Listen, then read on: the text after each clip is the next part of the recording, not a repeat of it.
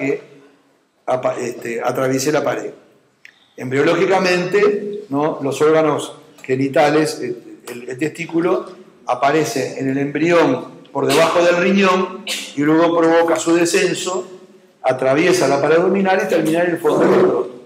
Eso está, digamos, conducido por un elemento fibroso que se llama gubernaculum testis, ¿no?, que después en el adulto lo van a ver el año que viene, el esqueleto urinario, se llama ligamento escrotal, que es un ligamentito chiquito, que es el que lo tiene fijado al fondo del escroto. Bueno, eso es lo primero que pasa, entonces, ese gubernaculum, y hay un túnel, ¿verdad?, que se llama conducto peritoneo vaginal, que en el embrión es uno solo, que después se atrofia.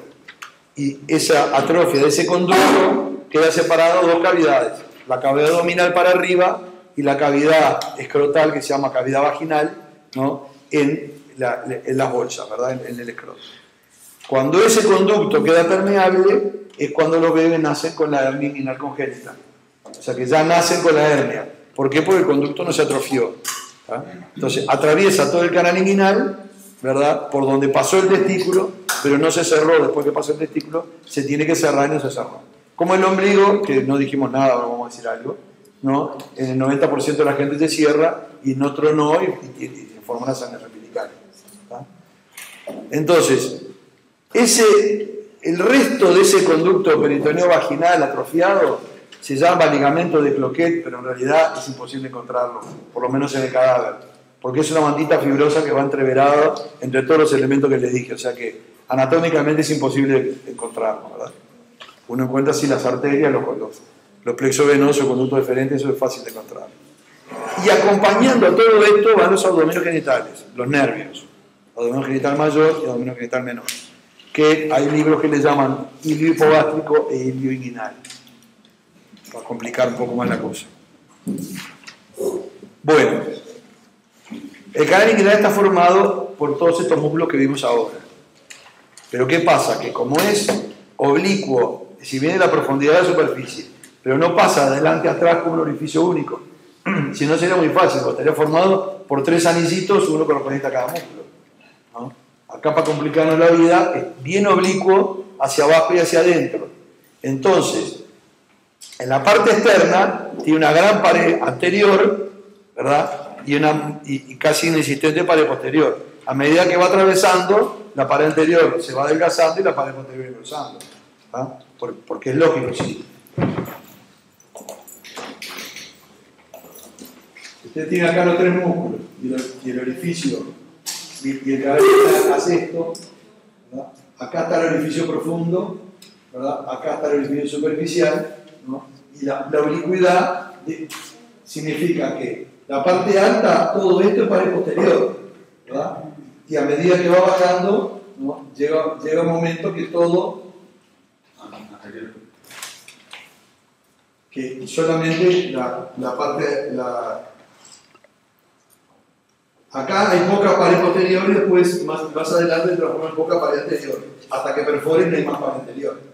O sea que los 3 músculos están atravesados oblicuamente y las paredes van cambiando de consistencia a medida que van pasando oblicuamente.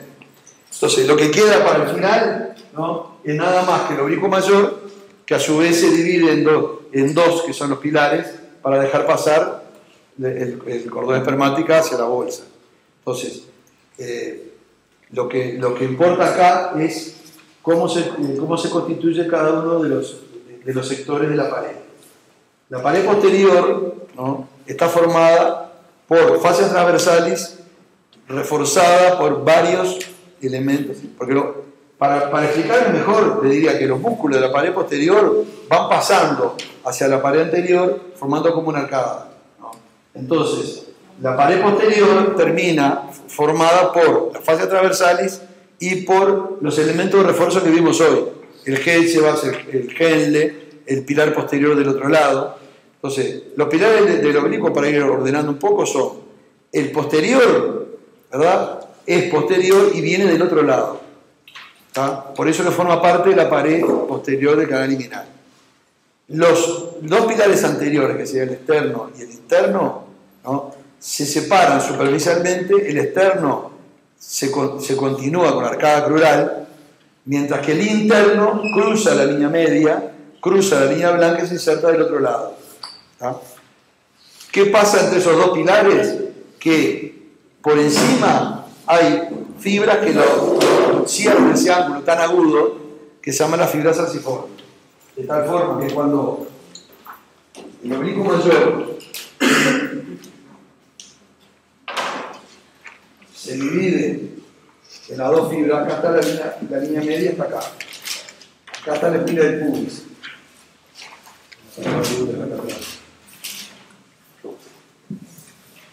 Acá está la síntesis, ¿verdad? Esta es la línea blanca. Entonces, el pilar interno, que es superficial, termina en el pubis del otro lado, borde superior del pubis, la espina del pubis del otro lado. Eso es superficial y se ve muy bien. ¿Ah? El pilar externo termina en la espina del pubis de este lado, confundiéndose con la fibra de la arcada crural que viene de la espina ilíaca del superior. ¿Ah? Y el pilar posterior, ¿no?, sale por detrás de todos estos, cruza la línea media y se dirige hacia el otro lado. Quiere decir que de este lado que tenemos, el pilar posterior aparece por acá atrás, del orificio superficial un poco más arriba, porque proviene del oblicuo mayor del otro lado. Entonces los tres pilares son el pilar externo y el pilar interno, cerrados acá arriba por unas fibras transversales que tienen forma de arco, por eso le pusieron fibras arciformes. El pilar posterior forma parte de la pared posterior. Y todo esto que está acá en la pared posterior, donde viene el ligamento de Henle, que también viene la vaina de los rectos, y más acá arriba, lo que explotaba el ligamento de Hesselbach, ¿verdad?, que es un refuerzo de las fascias transversales y que rodea, ¿no?, esto que era más arriba.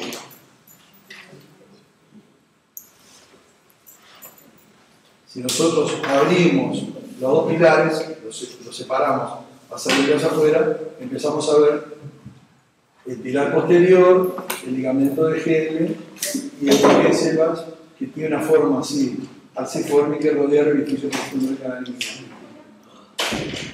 Tiene una forma así, ligamento de Hesselbach. Y es simplemente un refuerzo de la fascia transversal. No depende de nadie ni dependencia de ninguno. A diferencia del de Henle, que sí forma parte de la vaina de los rectos. ¿Ah? Entonces, en esta zona, todo está tapizado por las fascias transversales. Tanto el Hesselbach como el Henle son muy débiles, ¿no? Por lo cual, esta zona de la pared posterior es la zona más débil donde se producen las hernias. ¿Qué tenés anotado? Que, no sé, el gobierno me dice que el Hesselbach es un engrosamiento de la vaina de la epigástrica, que es también... Claro, la vaina epigástrica es un refuerzo de las fascias transversales. Es un refuerzo. Claro, es un refuerzo de las fascias transversales. Lo que pasa es que la epigástrica pasa por ahí atrás también, porque la epigástrica nace por acá afuera de la arteria externa y va a buscar la línea media pasando por debajo del canal inguinal. O sea, te quiero confundir que la acompaña, ¿no? Pero eso es una interpretación, porque todos los libros no dicen lo mismo, pero como concepto está bien. Entonces, el orificio profundo está delimitado por el ligamento de Hesselbach, que lo rodea en toda su extensión, ¿no?, y un poquito más alejado el tronco de la arteria epigástrica. De ahí para adelante, entre el Hesselbach y el Henle, va quedando espacios, ¿verdad? Esto clásicamente le llaman punto débil de la pared posterior, ¿verdad? En realidad, después de muchos años, el francés Pinot, que escribió toda una tesis sobre la pared abdominal y demás, ¿no?, demostró que la parte débil era mucho más que eso, ¿no?, y que quedaba entre el recto por adentro, el psoas ilíaco por afuera, y la parte alta era el borde inferior del oblicuo menor y el transverso, o sea que la parte débil era todo eso. Acá está el hueso, ¿verdad? Entonces, la parte débil era esta: psoas, recto mayor y borde inferior del oblicuo menor y transverso. ¿Qué diferencia hay de un individuo a otro? Que esto puede estar mucho más abajo, cercano al hueso, por lo cual prácticamente no es una débil. Por eso que hay gente que nunca en la vida hace una hernia, ¿no? En cambio, en los casos de hernia, estamos hablando de la hernia por debilidad parietal, del viejo, la hernia directa. La otra, por mejor pared que tenga, si tiene punto de peritoneo vaginal permeable, no hay defensa posible. Va a pasar por el conducto igual el intestino y dar una hernia, ¿verdad? Pero la zona débil, entonces, ¿no?